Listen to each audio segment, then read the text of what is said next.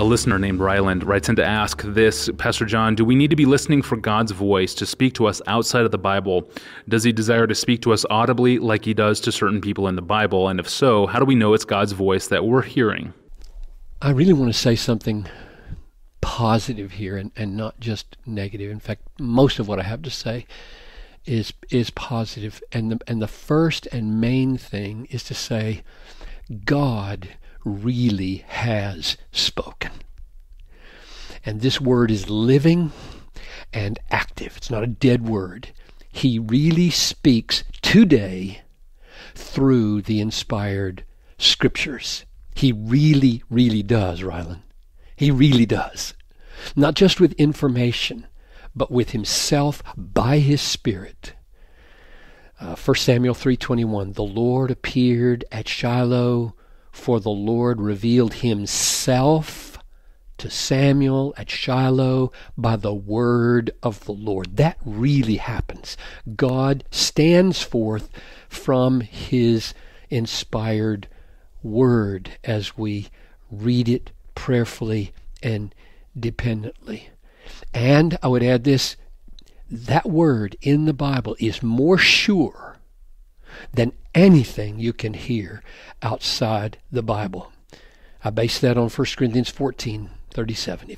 If anyone thinks he's a prophet or spiritual, he should acknowledge that the things I am writing to you are a command of the Lord.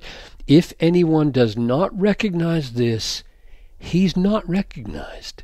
That's amazing. Paul is saying you can call yourself a prophet and get messages from God. You can call yourself spiritual and be tuned into God. But if anything you say doesn't accord with what I say, you're not recognized. Which means that outside the Bible, we have fallible, uncertain impressions and messages. Inside the Bible, we have rock-solid, dependable messages. So there are treasures and wonders and glories and dimensions of God to be seen in the Bible that we have scarcely seen.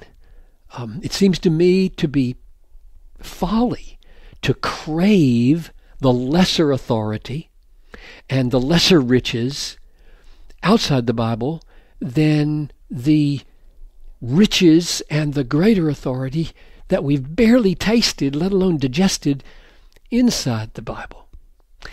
Now, having said that positive thing about the Bible that I just love the Bible so much, and I know that after, 60 years of reading my Bible, I've barely scratched the surface of glories, so I kind of get ticked, frankly, at myself and others who are craving stuff outside the Bible as though there's something better to be had out there. Having said all that, I don't see anything in the Bible that would say God can't communicate with us in extraordinary ways outside the Bible. He can.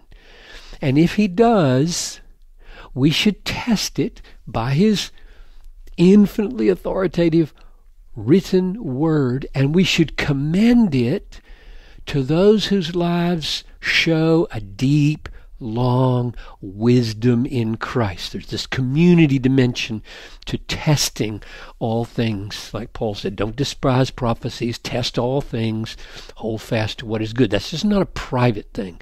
That's something we do with others as well. But I'll close with this.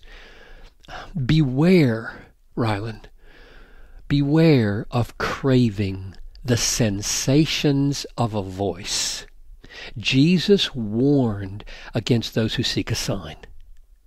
So here he is. He's standing there in front of the Pharisees and scribes, speaking.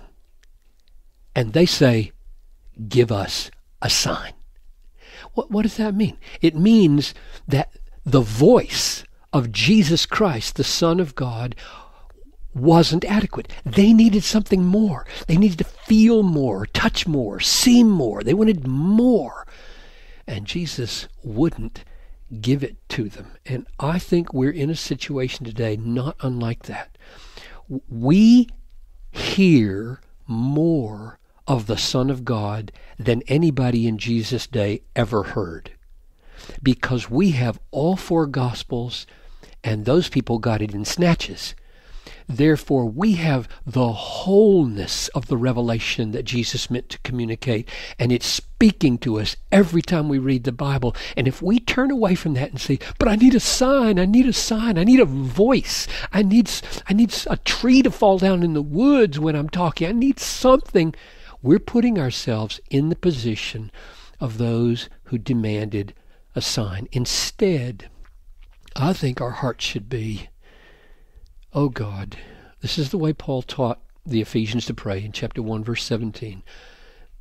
Give my heart's eyes sight.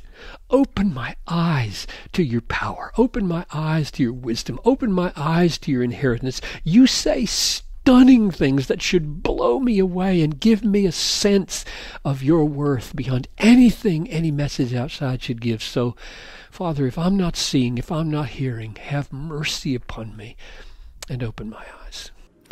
Thank you, Pastor John, and thank you for listening to this podcast. Email your questions to us at askpastorjohn@desiringgod.org and visit us online at desiringgod.org to find thousands of free books, articles, sermons, and other resources from John Piper. I'm your host, Tony Reinke. Thanks for listening.